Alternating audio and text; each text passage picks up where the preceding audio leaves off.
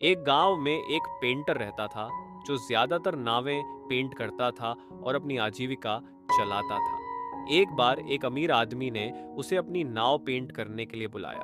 Painter ने नाव को मालिक के बताए हुए रंग से पेंट कर दिया। पेंटर जब अपनी मेहनत की मजदूरी लेने घर के अंदर गया तो नाव का मालिक वहां नहीं था।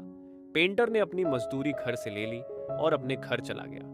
अगले दिन नाव का मालिक जो बहुत अमीर था पेंटर के घर आया और उसे 5 करोड़ रुपए दिए। पेंटर हैरान हो गया और पूछा, इतने पैसे क्यों? मेरे पेंट करने की मजदूरी तो बहुत कम है। नाव के मालिक ने मुस्कुराते हुए कहा, यह पैसे पेंटिंग के लिए नहीं बल्कि उस छेद को ठीक करने के लिए हैं जो नाव में था। पेंटर ने कहा, वह तो बहुत छोटा सा छेद था जो पेंट करते समय मुझे दिख गया और मैंने उसे ठीक कर दिया। इसके लिए इतने पैसे? ये मुझे ठीक नहीं लगता।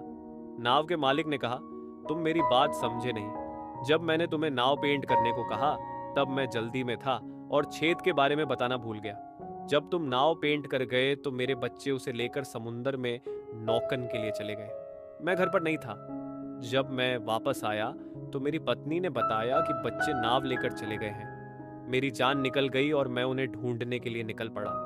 जब मैंने उन्हें सही सलामत देखा और देखा कि छेद ठीक कर दिया गया है तो मेरी जान में जान आई। तुमने बिना कहे छेद ठीक कर दिया और उसके एक्स्ट्रा पैसे भी नहीं लिए। तुम्हारे इस छोटे से काम ने मेरे बच्चों की जान बचाई। इस कहानी से हमें सीख मिलती है कि किसी भी छोटे से काम को नजरअंदाज नहीं करना चाहिए। अगर पेंटर ने सोचा होता कि छेद ठीक करना उसका काम नहीं है या इसके लिए एक्स्ट्रा पैसे नहीं मिलेंगे तो नाव का मालिक अपने बच्चों को खो सकता था।